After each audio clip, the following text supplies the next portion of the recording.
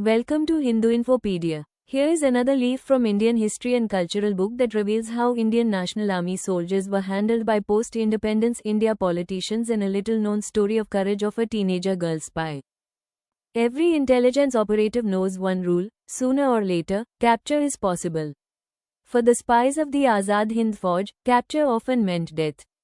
In the early 1940s, in Rangoon, the Azad Hind Fauj ran a covert intelligence network inside British military compounds. Among its youngest operatives was Saraswati Rajamani, known in the field as Mani. Born into wealth, she gave her family's gold and diamonds to Subhas Chandra Bose and joined the intelligence wing as a teenager. Disguised as a local boy, Mani worked inside British mess halls, cleaning booths and delivering supplies while memorizing troop movements, bombing targets, and supply routes. Every detail was smuggled out to INA headquarters through hidden notes and coded transfers. Mani did not work alone.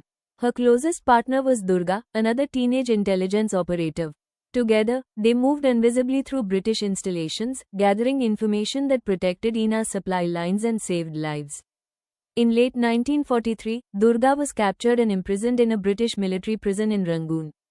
The standing order was clear: scatter and preserve the network. But Mani refused to abandon her partner.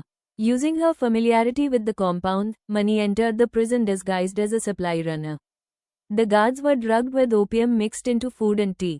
Under cover of darkness, Mani stole the keys, located Durga's cell, and freed her. During their escape, British guards raised the alarm. Gunfire followed. Mani was shot in the leg while fleeing the prison walls, the bullet tearing through her calf. Bleeding heavily, the two girls escaped into the forest on the outskirts of Rangoon. With British soldiers and tracking dogs searching nearby, Durga hid Mani high in a tree. For 3 days and 3 nights, Mani remained there with an untreated gunshot wound, no food, and no water, while patrol searched below.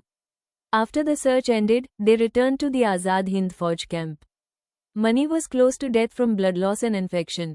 When Subhas Chandra Bose visited her during surgery, he saluted the teenage operative and called her his Rani of Jhansi. India gained independence in 1947. Saraswati Rajamani received no public recognition. She lived in poverty in Chennai, and her freedom fighter pension was delayed for years. In 2004, during the Indian Ocean tsunami, she donated her entire pension to relief efforts. On January 13, 2018, Saraswati Rajamani died at the age of 91.